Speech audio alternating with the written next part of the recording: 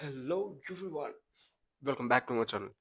ఈరోజు మనం Nawab movie review గురించి మాట్లాడుకుందాం. స్టోరీ ప్లాట్ విషయానికి వస్తే రంగనాథ్ నవాబ్ కేఫ్లో నిజాయితీగా జీవిస్తూ హ్యాపీగా ఉంటాడు. సో వాళ్ళ కొడుకు యూఎస్ఏ వెళ్ళాలని అనుకుంటాడు.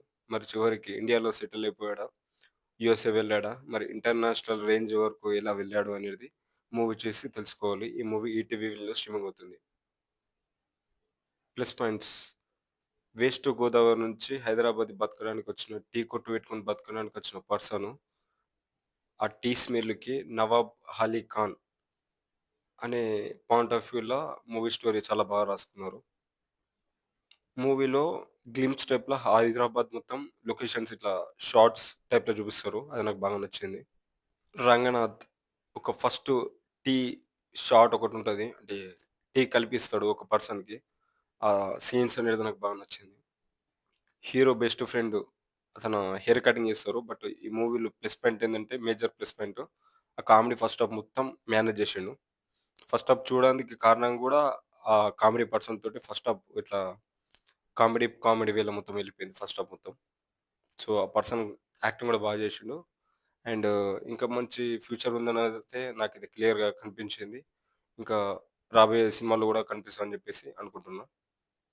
'చాయ్ వాలా' సాంగ్ బాగుంది.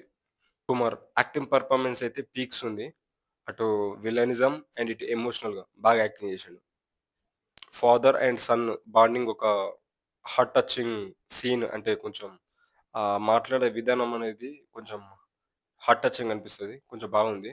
అండ్ కొంచెం ఎమోషనల్‌గా గూడా టర్న్ అయ్యే అవకాశాలున్నాయి ఆ సీన్‌కి. అది నాకు బాగా నచ్చింది. సెకండ్ హాఫ్‌లో చాలా ఇంట్రెస్టింగ్‌గా, ఎమోషనల్‌గా బాగా సాగింది మూవీ. బ్యాక్‌గ్రౌండ్ స్కోర్ అక్కడక్కడైతే బాగానే పర్లేదు అని అనిపించింది.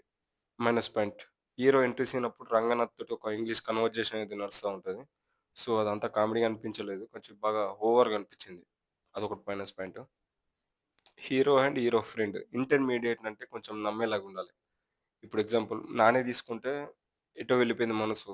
మంచి కాలేజ్ టైప్‌లో ఇట్లా క్లీన్ షేవ్‌గా ఎంత కొంచెం హ్యాండ్సమ్‌గా ఒక ఇంటర్ పర్సన్ అనే లెక్కుంటాడు. అండ్ 'మహర్షి' సినిమా చూసుకుంటే మహేష్ బాబు సేమ్ ఒక కాలేజ్ పిల్లాడి లెక్కుంటాడు.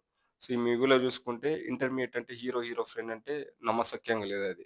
ఎట్లుంటదంటే హీరో ఫ్రెండ్‌కైతే మొత్తం ఇంతింత గడ్డాలొస్తాయి. ఇంటర్ పర్సన్‌కైతే రాదు. డిగ్రీ పర్సన్‌కైతే వస్తది. ఇంటర్ అని చెప్పారు కాబట్టి కొంచెం కన్వీనియన్స్‌గా తీయలేరు అని సెకండ్ మైనస్ పాయింట్ ఇది. థర్డ్ మైనస్ పాయింట్: ఈ మూవీ చాలా స్లోగా ఉంది. ఫోర్త్ మైనస్ పాయింట్: విలన్ చాలా వీక్‌గా ఉన్నాడు. ఫిఫ్త్ మైనస్ పాయింట్: రంగనాథ్ అన్న పర్సన్ ఎవరైతే చేసారో ఆ క్యారెక్టర్‌లో, ఆ పర్సన్ ఎక్కువ శాతం అయితే ఫసకైతే అని చేసి మనకు ముందే తెలుసు. సో, కొంచెం రొటీన్‌గా అనిపించిందది. కొంచెం కొత్తదనంగా తీస్తే బాగుండనిపించింది గానీ, బట్ ఆహ్, స్టోరీ డిమాండ్ చేసింది కాబట్టి పర్ఫెక్ట్‌గా చేసిండు. క్యారెక్టర్ అండ్ యాక్టింగ్ కూడా బాగా చేశాడు. కాకపోతే ఆ క్యారెక్టరైజేషన్ ఎక్కువ శాతం అయితే మనకు రొటీన్‌గా అనిపిస్తది అంతే. ఓవరాల్‌గా మూవీ ఎలా ఉందంటే, ఈ మూవీ చూసిన తర్వాత నేనొక మంచి feel good family movie, sentiment, ఎమోషనల్‌గా చూసినా అని అనిపించింది. నా వరకైతే బాగా నచ్చింది.